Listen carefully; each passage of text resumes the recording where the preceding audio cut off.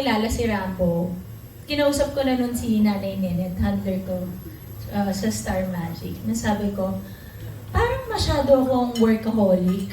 Parang walang araw na lagi akong walang trabaho. Everyday may trabaho, hanggang linggo may trabaho. So sabi ko, parang gusto ko medyo mamili na ng konti, hindi yung lahat tatanggapin. May ganun na ako noon.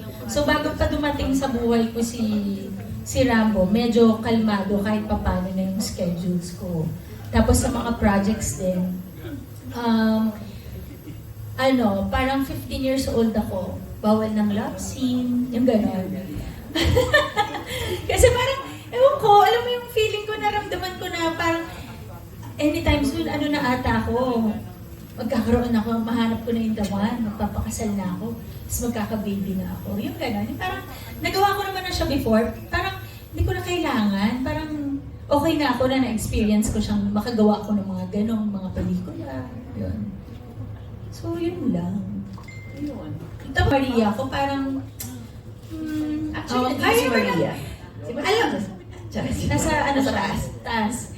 Parang nung nanonood ako ng mga K-drama, sabi ko, ang galing no, hook na hook tayo sa mga K-drama. Wala naman silang kissing scene. Wala naman silang mga love scenes. Yung mga unang K-drama, di ba sobrang, so doon ako nagkaroon ng idea. Pwede pala. Oo, so yun. Thank you so